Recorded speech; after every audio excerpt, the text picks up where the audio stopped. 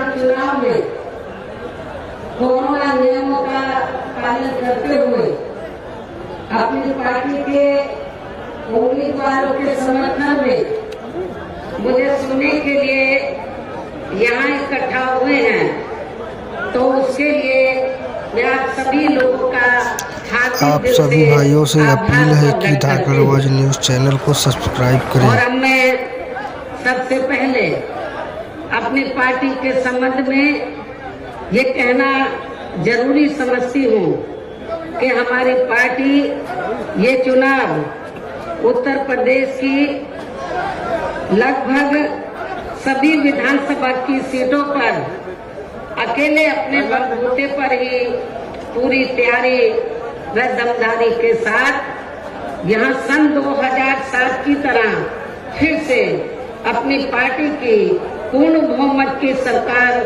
बनाने के लिए लड़ रही है,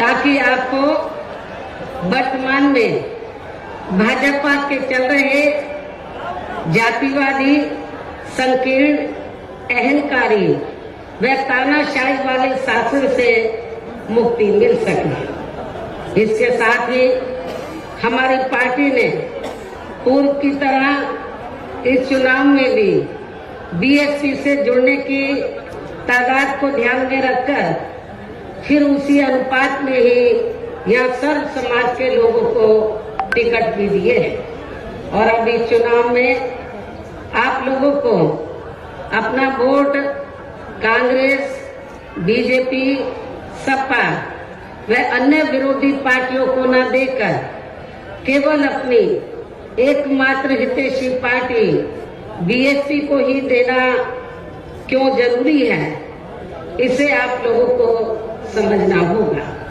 हालांकि इस संदर्भ में आप लोगों को ये मालूम है कि आजादी के बाद शुरू में काफी लंबे समय तक केंद्र व उत्तर प्रदेश सहित देश के अधिकांश राज्यों में भी कांग्रेस पार्टी की ही अकेले यहाँ सरकारें रही हैं, किंतु इनकी गलत नीतियों व गलत कार्य प्रणाली की वजह से ही अब ये पार्टी केंद्र के साथ साथ बहुत पहले ही उत्तर प्रदेश की सत्ता से भी बाहर हो गई है।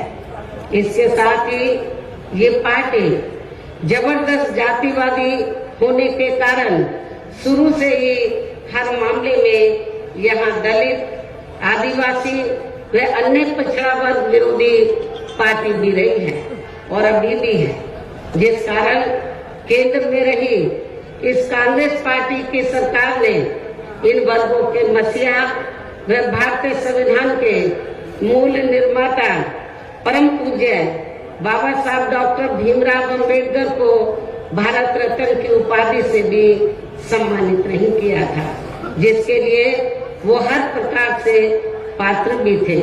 इतना ही नहीं बल्कि इनकी मूवमेंट को आगे बढ़ाने के लिए अपनी पूरी जिंदगी समर्पित करने वाले मान्यवर श्री कांशीराम जी के देहांत होने पर भी केंद्र में उस समय इसी कांग्रेस पार्टी की रही सरकार ने उनके सम्मान में एक दिन के लिए भी राष्ट्र शोक घोषित नहीं किया था, तथा न ही इस पार्टी की रही सरकार ने पिछड़े वर्ग की आरक्षण संबंधी मंडल कमीशन की रिपोर्ट को भी लागू किया था, जिसे फिर बीएसपी ने अपने कड़े संघर्ष व अथक प्रयासों से केंद्र में रही श्री बीपी सिंह की सरकार से ही लागू करवाया था।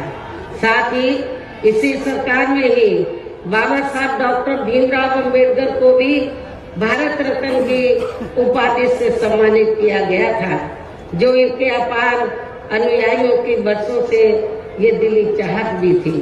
लेकिन अब केंद्र व अधिकांश राज्यों की भी सत्ता से बाहर होने के बाद यही कांग्रेस पार्टी खासकर दलितों, आदिवासियों व अन्य पिछड़े वर्गों के वोटों की खातिर आए दिन किस्म किस्म की नाटकबाजी करती रहती है, जबकि इन वर्गों के मामले में इस पार्टी की सच्चाई तो ये है कि कांग्रेस पार्टी जब सत्ता में होती है और इनके अच्छे दिन होते हैं तो तब इस पार्टी को इन वर्गों का विकास व उत्थान आदि याद नहीं आता है तथा न ही इनको महिलाओं की भी भागीदारी याद आती है।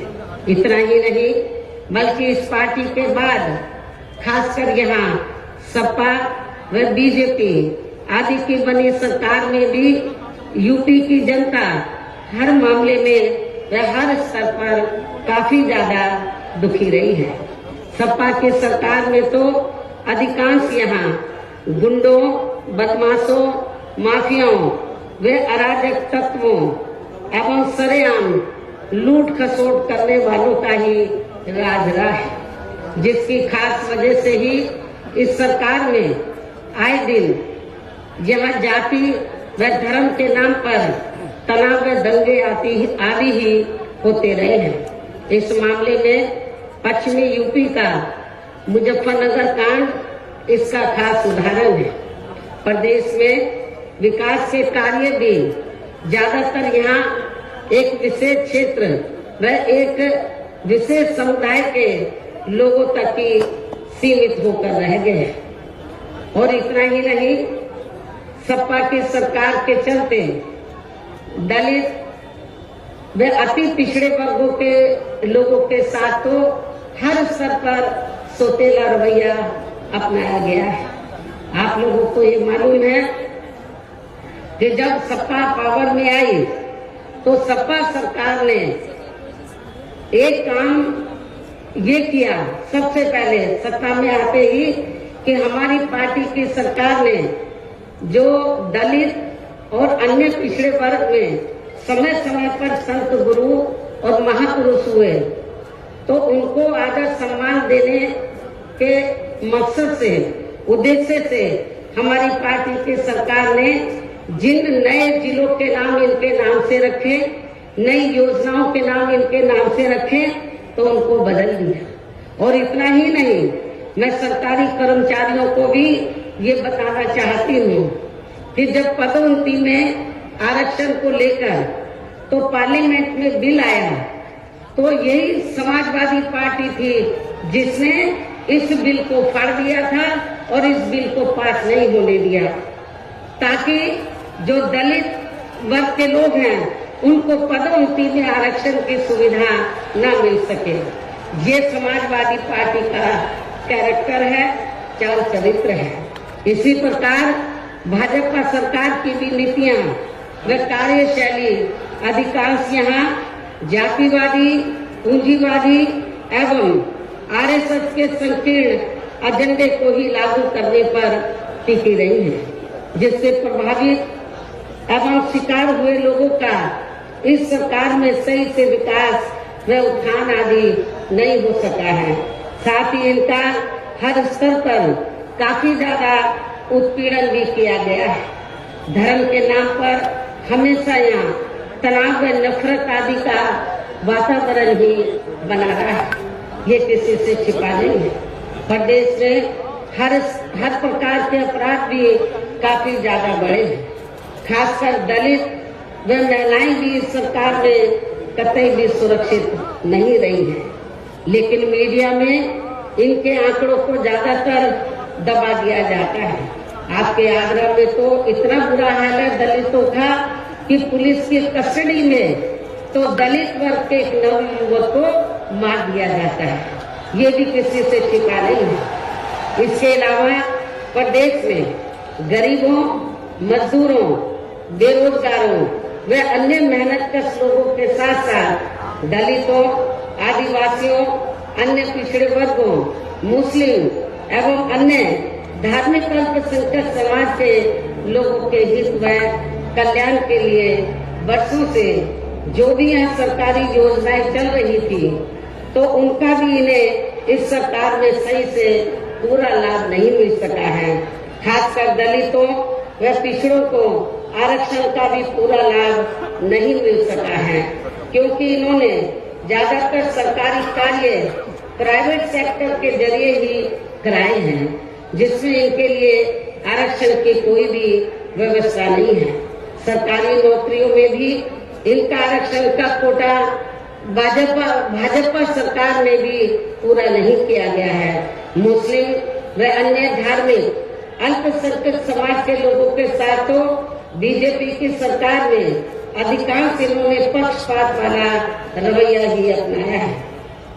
इतना ही नहीं बल्कि इस बार बीजेपी की सरकार में अपर कास्ट समाज में से विशेषकर प्रबुद्ध वर्ग भी हर मामले में अपने आप को काफी ज्यादा उपेक्षित रहा है। इसके अलावा इनकी गलत आर्थिक नीतियों के कारण यहाँ गरीबी, बेरोजगारी व महंगाई आदि भी काफी ज्यादा बढ़ी है। खासकर चुनाव घोषित होने से पहले तो डीजल, पेट्रोल व रसोई गैस आदि की आए दिन बढ़ी कीमतों ने भी जनता की काफी ज्यादा मुश्किलें बढ़ाई हैं और ऐसा लगता है कि चुनाव खत्म होने के बाद उन्हें इनकी कीमतें बढ़ा दी जाएंगी। इसके साथ साथ उत्तर प्रदेश सहित पूरे देश के किसान भी केंद्र सरकार की गलत नीतियों के कारण काफी ज्यादा दुखी व परेशान रहे हैं और अभी भी परेशान हैं।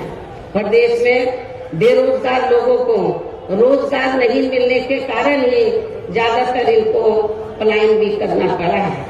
आप लोगों को ये मालूम है, आजादी के बाद कांग्रेस पार्टी लंबे अरसे तक यहाँ सत्ता में रही, लेकिन यहाँ रोटी रोटी के साधन नहीं मिलने के कारण बड़े पैमाने पर इनका पलायन हुआ। ये लोग पलायन करके चले गए और इसके साथ ही जब बीजेपी पावर में आई तो आप लोगों को मालूम है कि ये सिलसिला जारी रहा और कोरोना काल में जो लोग बाहर के राज्यों से वापिस आ गए, जब उनको रोटी रोजी के साधन नहीं मिले तो उन्हें पुनः पलायन करना पड़ा।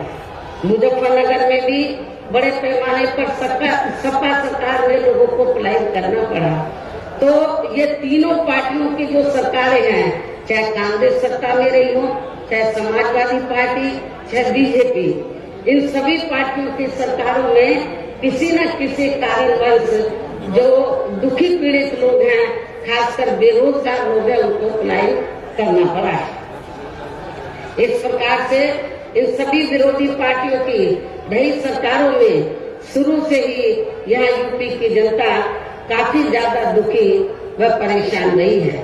खासकर कोरोना महामारी के दौरान तो इन सभी की हालत और भी ज्यादा खराब हो गई है।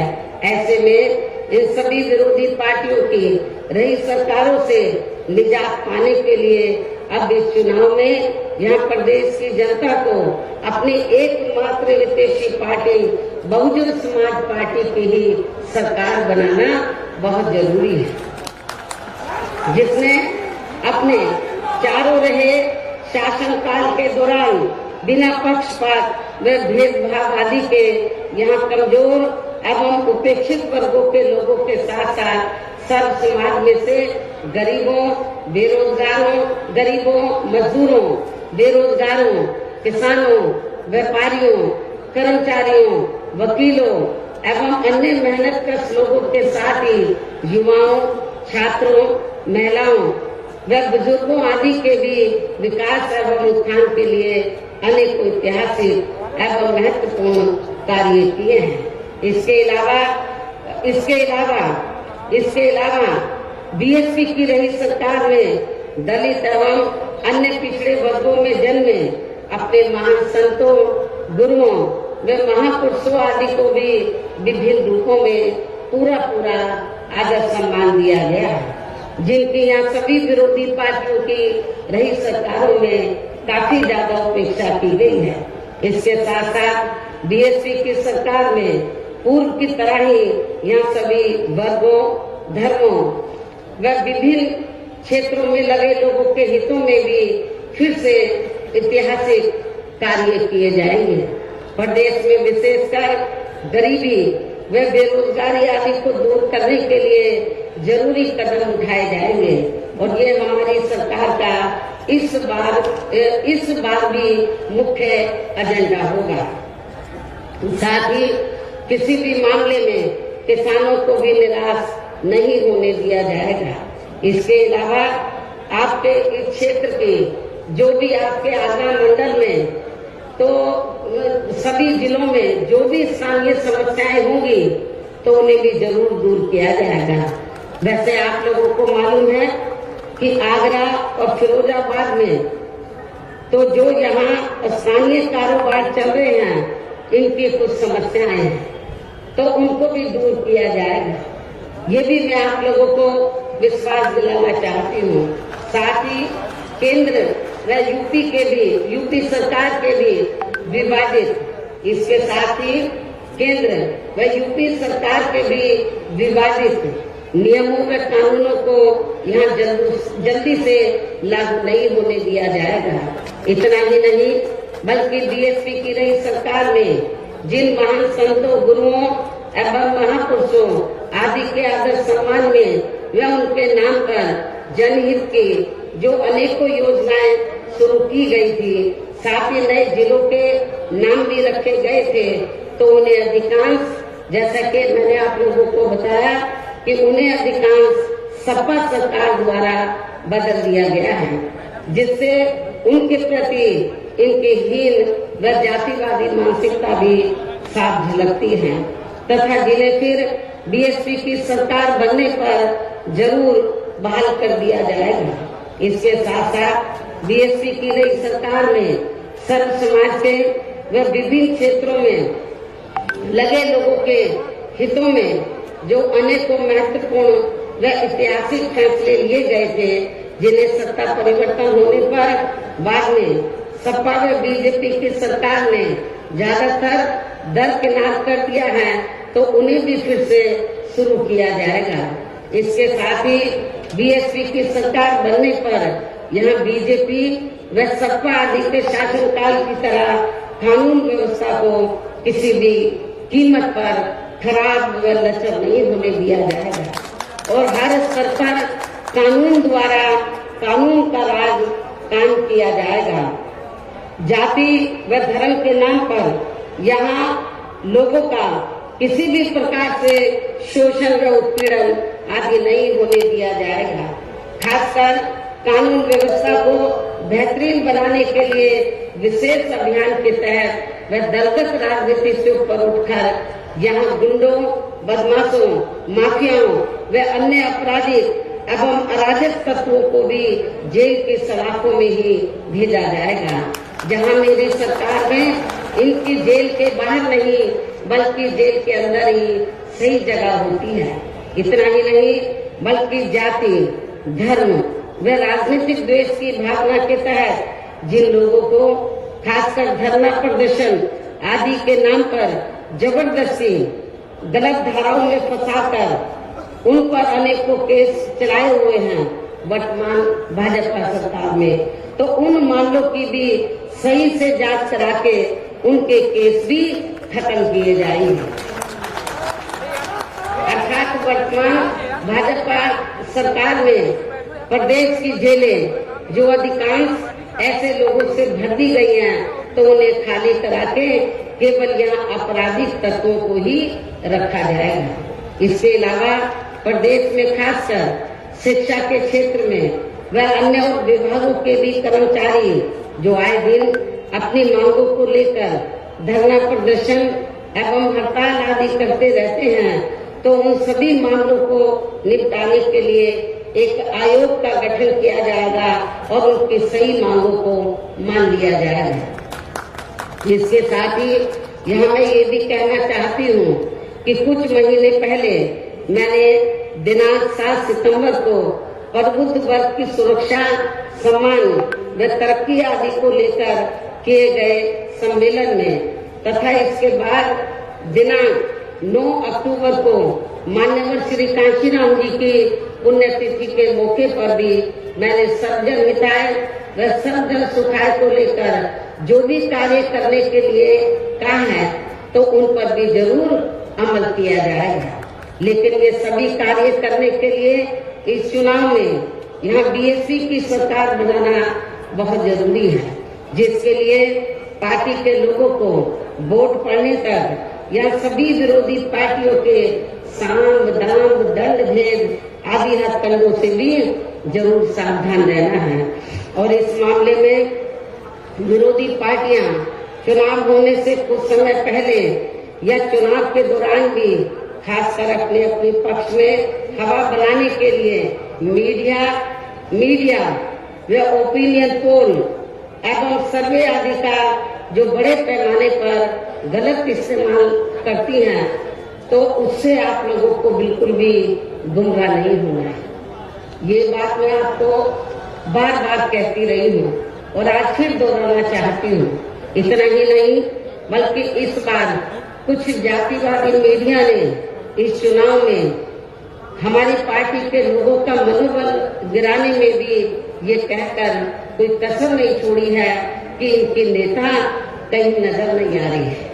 ये आए दिन मीडिया में इसको न्यूज को फ्लैश करते रहे, जबकि इस मामले में हकीकत तो ये है कि देश में शुरू में फैले कोरोना का प्रकोप थोड़ा कम होते ही मैं दिल्ली से लखनऊ आ गई थी और पिछले लगभग 1 साल से मैं लखनऊ में ही रहकर अपनी पार्टी को मजबूत बनाने के कार्य में लग गई थी। इसके साथ ही इस कार्य में यहाँ ज्यादा ध्यान देने की वजह से मैंने पिछले 1 वर्ष से बाकी राज्यों का भी कार्य लखनऊ से ही देखा है और 1 वर्ष में केवल मैं 2 दिन के लिए दिल्ली गई थी।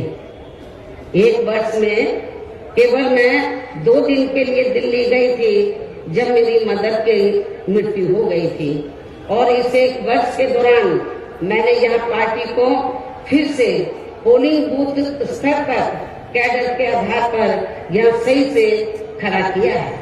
आप लोगों को मालूम है कि पहले जो कमेटियां बनी थी तो ज्यादातर फर्जी थी। केवल हमारे लोग बता देते थे, नीचे के स्तर के पदाधिकारियों को खुद जाकर कमेटी नहीं बनाते थे। इस बार मैंने सख्त निर्देश दिए कि कमेटी सही होनी चाहिए और जो बड़े बड़े पदाधिकारी हैं वो भी जाकर कमेटी बनाएंगे, ये भी मैंने कहा। तो इस एक कहने का तात्पर्य यह है कि इस 1 वर्ष के दौरान मैंने यहाँ पार्टी को फिर से पोलिंग बूथ स्तर पर कैडर के आधार पर यहाँ सही से खड़ा किया है तथा सर्व समाज के काफी नए लोगों को भी तैयार किया है। इसके साथ ही पोलिंग बूथों की कमेटियों के बनने के बाद फिर मैंने अपने ज्यादातर निवास स्थान पर ही उनकी समीक्षा बैठकें भी की है और ये कार्य खत्म होने के बाद फिर मैंने इस बार उम्मीदवारों का चयन करने के मामले में भी विशेष ध्यान दिया है, क्योंकि इस मामले में पिछले चुनाव में हमारी पार्टी के कुछ वरिष्ठ नेताओं ने जो अधिकांश अब दूसरी पार्टियों में चले गए हैं, उन्होंने काफी विश्वासघात किया है। पिछले बार चुनाव में उन्होंने काफी विश्वासघात किया, न जातीय समीकरण का ध्यान रखा, बल्कि सुनने में तो ये आया कि दूसरी पार्टियों के उम्मीदवारों से साठगांठ करके हमारे नेताओं ने ज्यादातर डमी कैंडिडेट खड़े कर दिए, जिसकी वजह से पिछले विधानसभा चुनाव में हमारी पार्टी का अच्छा रिजल्ट नहीं आ सका। इस चीज का मैंने विशेष ध्यान दिया इस बात की तरफ और मैंने ये फैसला लिया कि इस बार मैं ये कार्य अपनी देखरेख में खुद करूंगी। 403 विधानसभा की सीटें हैं, एक एक सीट पर मैं उम्मीदवार से खुद मिली हूँ, अपने रेजिडेंस पर उनका पूरा परिचय लिया तो तब मैंने उनका टिकट फाइनल किया है, ताकि पिछले चुनाव की तरह हमारे साथ कोई धोखा न हो जाए। और इसके बाद जैसे ही मैं इस कार्य से कल मैं फ्री हुई इस कार्य से, तो आज मैं अपनी पार्टी के उम्मीदवारों को जिताने की अपील करने के लिए यूपी की दलितों की खास राजधानी आगरा में आप लोगों के बीच में आ गई हूँ।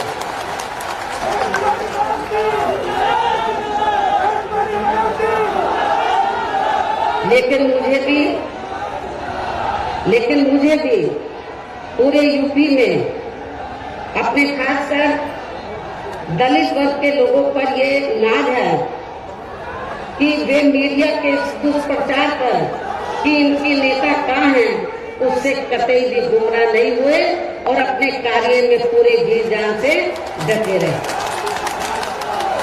जिसके कारण इस दौरान बाकी जातियों के लोग भी बीएसपी में बड़े पैमाने पर जुड़े हैं। जब वीकर सेक्शन के लोग, दलित वर्ग के लोग बड़े पैमाने पर कैडर के आधार पर जुड़े, जिसकी तरफ मैंने विशेष ध्यान दिया, तो फिर जो बाकी जातियां हैं वो भी बड़े पैमाने पर बीएसपी में जुड़ी है। और अब इस बार चुनाव में फिर से मैं मीडिया बंधुओं को ये बताना चाहती हूँ, जो ये गलत खबर दिखाते रहे कि बहन जी की तरह है, बहन जी इसी काम में लगी थी। इनको मैं बताना चाहती हूँ चुनाव की तैयारी में लगी हुई थी। और अब मैं मीडिया बंधुओं को ये बताना चाहती हूँ कि अब इस बार चुनाव में फिर से सन 2007 की तरह बीएसपी का चौंकाने वाला रिजल्ट आएगा। ये भी मैं मीडिया बंधुओं को बताना चाहती हूँ। आप लोगों को याद होगा कि जब सन 2007 में विधानसभा का आम चुनाव हुआ था, तो उस दौरान मीडिया इस बात के चुनाव की तरह बीएसपी को कहीं आंकता नहीं था। और बीएसपी के बारे में क्या बोलता था, इनका ओपिनियन पोल, सर्वे आदि क्या बोलता था कि बीएसपी तीसरे नंबर पर रहेगी। जब रिजल्ट आया तो बीएसपी नंबर 1 पर आई और एब्सोल्यूट मेजॉरिटी की सरकार बनी। और मुझे तो लग रहा है ऐसा इस बार भी होने वाला है। मीडिया का ओपिनियन पोल, सर्वे आदि धरा का धरा रह जाएगा। इसके साथ ही मैं आप लोगों को ये भी कहना चाहती हूँ कि आप लोगों को पूर्व की तरह इस चुनाव में भी विरोधी पार्टियों ने विभिन्न रूपों में जो अपने हवाई व प्रलोभन भरे चुनावी घोषणा पत्र आदि जारी किए हैं, जिन्हें सत्ता में आने के बाद ये पार्टियां अधिकांश अमल में नहीं लाती हैं, तो उनके बहकावे में भी आपको कतई नहीं आना। जबकि इस मामले में बीएसपी किसी भी चुनाव में विरोधी पार्टियों की तरह अपना कोई भी चुनावी घोषणा पत्र आदि जारी नहीं करती है, क्योंकि बीएसपी कहने में बहुत कम बल्कि कार्य करके दिखाने में ही ज्यादा विश्वास रखती है। और ऐसा हमने यहाँ यूपी में अपने चारों रही सरकारों के दौरान करके भी दिखाया है।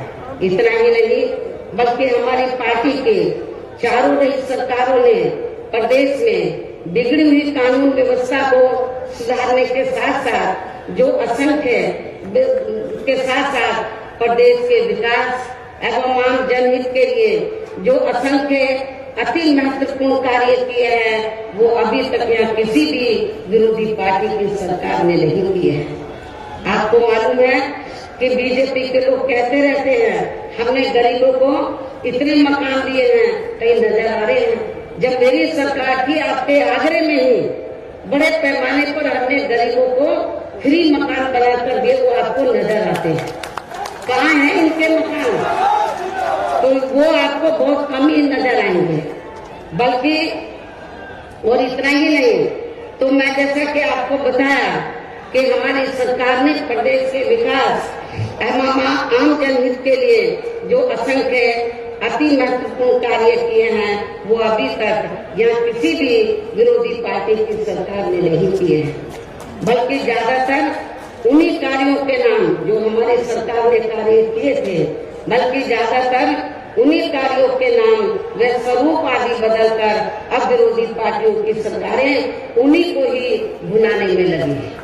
लेकिन उन कार्यों के प्रति इनकी नियत व सोच सही नहीं होने के कारण उसमें भी ये पार्टियां ज्यादा सफल नहीं हो पा रही हैं। इन्हीं जरूरी बातों के साथ ही हम मेरा यही कहना है कि आप लोगों को इस चुनाव में अपने हित व कल्याण के लिए या फिर से यूपी में बीएसपी की सर्व जनहिताय व सर्व जन सुखाय की नीतियों पर आधारित सरकार बनाना बहुत जरूरी है। और इसके लिए पार्टी के लोगों को, इसके लिए बीएसपी के लोगों को वोट पड़ने वाले दिन कोरोना नियमों का पालन करते हुए सबसे पहले सुबह उठते ही व समय से अपने अपने पोलिंग बूथों पर अपना वोट डालने के लिए जाना है। वोट वाले दिन याद रखो, बहुजन समाज पार्टी के लोगों, जो बीमार है, बुजुर्ग हैं, उनको छोड़कर जो बाकी लोगों को उस दिन आप लोगों को उपवास रखना है। कब तक? जब तक आप लोग अपने अपने पोलिंग बूथों पर वोट डालकर अपने घरों में वापस नहीं आ जाते। और इस मामले में हमारी जो महिलाएं हैं वो भी पीछे नहीं रहेंगी, ये भी मैं बताना चाहती हूँ। तो सुबह उठते ही सबसे पहले अपने अपने पोलिंग बूथों पर आप लोगों को वोट डालने के लिए जरूर जाना है। इसके साथ ही आपका वोट अन्य कोई व्यक्ति डाल न सके, इसका भी आप लोगों को खुद ही ध्यान रखना है। इसके साथ साथ अपनी पार्टी का कोई भी वोट पड़ने से ना रह जाए, तो उसका भी पार्टी की हर पोलिंग बूथ की कमेटी को विशेष ध्यान रखना है। और अब अंत में मेरी बीएसपी के लोगों से यही अपील है कि पार्टी ने या आपके क्षेत्र में, आपके आगरा मंडल में जिन भी विधानसभा की सीटों पर अपने उम्मीदवारों को चुनाव के मैदान में उतारा है, जो यहाँ आपके बीच में मौजूद भी है। हमारे आगरा मंडल के जो प्रत्याशी हैं, तो जहाँ जहाँ से भी वो चुनाव लड़े हैं, तो जिनको हमने चुनाव के मैदान में उतारा है, ये आपके सामने जो स्टेज बना है आपके बीच में यहाँ खड़े हुए हैं और आप लोगों से वोट की अपील कर रहे हैं। और बीएसपी के जो ये उम्मीदवार हैं, तो इनको जिताने के लिए आप लोगों से अपील कर रहे हैं जो यहाँ आपके बीच में मौजूद हैं।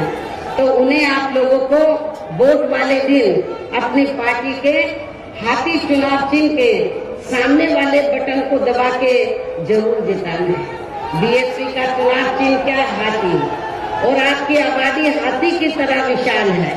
आप लोगों को अपनी विशाल आबादी को ध्यान में रखकर, आपका वोट बहुत ज्यादा है, आप लोगों को हाथी चुनाव चिन्ह के सामने वाले बटन को दबाकर इनको जरूर कामयाब बनाना है। अपनी पार्टी के लोगों को, जो जिम्मेवार लोग हैं, उनको ये बताना है, क्षेत्र इस मंडल के लोगों को, कि बीएसपी ने अपनी सरकार के दौरान जो कार्य किए हैं, मेरे ख्याल आजादी के बाद किसी भी पार्टी की सरकार ने उतने कार्य नहीं किए हैं। चाहे डेवलपमेंट का मामला है, चाहे लॉ एंड ऑर्डर का मामला है। और इतना ही नहीं, जिन हमारे संतों, गुरुओं और महापुरुषों को वर्षों से आदर सम्मान नहीं मिला था, उन्हें भी हमारी पार्टी की सरकार ने पूरा पूरा आदर सम्मान दिया है। और जब आप लोग लखनऊ जाते हैं, पहले का लखनऊ आप लोगों ने देखा होगा और मेरे सत्ता में आने के बाद का लखनऊ देखा होगा। लोग बाहर के राज्यों से आते हैं, विदेशों से आते हैं, कहते हैं कि ये तो लखनऊ की तस्वीर बदल गई, लखनऊ की तस्वीर बदल गई। और इतना ही नहीं, आपके आगरा मंडल में भी मैंने काफी काम किया। लोग कहते हैं कि मथुरा धार्मिक स्थल है, मथुरा जिला में मंदिर है, मस्जिद है, गुरुद्वारे हैं, बौद्ध विहार है, सब हैं, लेकिन उसको, उस धार्मिक स्थल को, उस जिले में विभिन्न धर्मों को मानने वाले लोग रहते हैं, विभिन्न धर्मों के, लेकिन उस जिले का जो थोड़ा घना विकास हुआ मेरी सरकार में हुआ, उसके बाद मथुरा जिले का कोई विकास नहीं हुआ है। ये भी मैं मथुरा के लोगों को बताना चाहती हूँ। केवल मीडिया में हवाई बातें करते रहते हैं और लोगों को धर्म की आड़ में, उनके जो भावनाएं हैं, तो उनकी भावनाओं की आड़ में तो लोगों का वोट लेने का प्रयास करते हैं, लेकिन हकीकत में जमीनी तौर पर वहाँ पर कोई विकास का काम वर्तमान भारतीय जनता पार्टी की सरकार में नहीं हुआ है। यही सपा सरकार का हाल था। और बीजेपी को कुछ नहीं करना है, ज्यादातर वो मीडिया में घूमते रहते हैं। विकास के कार्य आप लोगों ने देखे हैं, कहीं आपको विकास नजर आया? आप लोगों का अपना पूरे 5 साल के अंदर कोई आपका विकास नहीं हुआ। आप लोगों के साथ जुल्म जाती हुई है। विकास किनका हुआ है? जो बड़े बड़े पूंजीपति हैं, जो बड़े बड़े धन्ना सेठ हैं, जो आरएसएस के लोग हैं, उनका विकास हुआ है। आप लोगों का विकास नहीं हुआ है। यदि आप लोग चाहते हैं कि आप लोगों का विकास हो, सर्व समाज का विकास हो, तो आप सभी धर्मों के लोगों का विकास हो, सभी जाति के लोगों का विकास हो, तो फिर आप लोगों को बहुजन समाज पार्टी के आगरा मंडल से जो हमने अपने प्रत्याशी चुनाव के मैदान में उतारे हैं, तो उन्हें अब आप लोगों को वोट वाले दिन अपनी पार्टी के हाथी चुनाव चिन्ह के सामने वाले बटन को दबा के जरूर जिताना है। और फिर से आपको यहाँ सन 2007 की तरह ही बीएसपी की अपनी पूर्ण बहुमत की सरकार जरूर बनाना है। तभी फिर प्रदेश में यहाँ अमन चैन कायम होने के साथ साथ सभी धर्मों व वर्गों के लोगों का भी सही से विकास व उत्थान आदि हो सकता है। साथ ही यहाँ अन्याय, अपराध, भय व भ्रष्टाचार मुक्त एवं विकास युक्त वातावरण भी पैदा हो सकता है। और तभी फिर यहाँ परम पूज्य बाबा साहब डॉक्टर भीमराव अम्बेडकर एवं मान्यवर श्री कांशीराम जी आदि का भी सपना सही साकार हो सकता है। और इस उम्मीद के साथ ही अब मैं यही कहना चाहूंगी, क्या कहना चाहूंगी कि अब आपको हर पोलिंग बूथ को जिताना है, बीएसपी को सत्ता में लाना है। आप लोगों को हर पोलिंग बूथ को जिताना है, बीएसपी को सत्ता में लाना है। इस विश्वास के साथ ही अब मैं पुनः अपनी पार्टी के उम्मीदवारों को जिताने की पुरजोर अपील करते हुए अपनी बात यही समाप्त करती हूँ। जय भीम, जय भारत।